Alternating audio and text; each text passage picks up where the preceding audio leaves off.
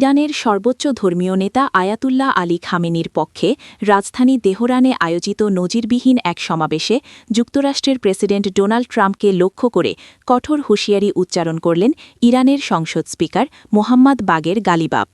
তার ভাষায় স্পষ্ট বার্তা, ট্রাম্প, আমরা তোমার জন্য অপেক্ষা করছি, আসো, খেলা হবে। আর এই বার্তা মধ্যপ্রাচ্য জুড়ে নতুন করে উত্তেজনার ইঙ্গিত দিচ্ছে বলে মনে করছেন বিশ্লেষকরা।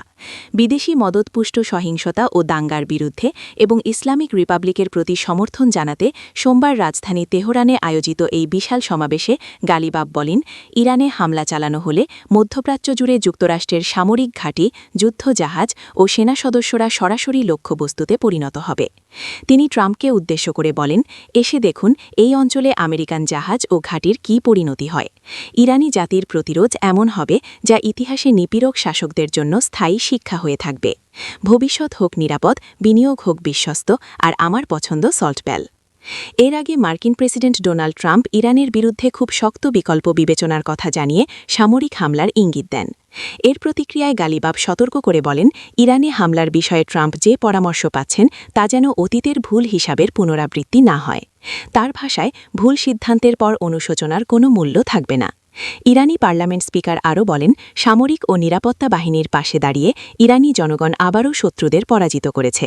রাষ্ট্রীয় সম্প্রচার সংস্থা IRIBর আহ্বানে জনগণ মসজিদে অবস্থান নেয়। বর্ষী স্বেচ্ছাচাবক বাহিনী ও নিরাপত্তা বাহিনীর সঙ্গে কাঁধে কাঁধ মিলিয়ে ষড়যন্ত্র মোকাবেলা করছে বলেও তিনি দাবি করেন।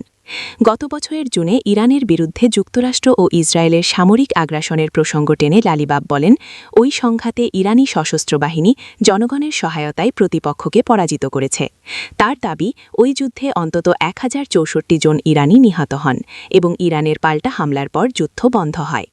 ইরানি পার্লামেন্টের স্পিকার অভিযোগ করেন, সাম্প্রতিক দাঙ্গায় অর্থনৈতিক সংকটজনিত বৈধ প্রতিবাদকে কাজে লাগিয়ে বিদেশি সশস্ত্র ভাড়াটে গোষ্ঠী সাধারণ মানুষ ও পুলিশ সদস্যদের বিরুদ্ধে সন্ত্রাসী হামলা চালিয়েছে। তবে তার ভাষায়, শত্রুরা আবারও ভুল করেছে। বিভিন্ন ধর্ম, ভাষা ও রাজনৈতিক মতের প্রায় 9 কোটি মানুষ ঐক্যবদ্ধভাবে দাঁড়িয়ে ইরানি জাতির শক্তি ও জনগণের নতুন দৃষ্টান্ত স্থাপন করেছে।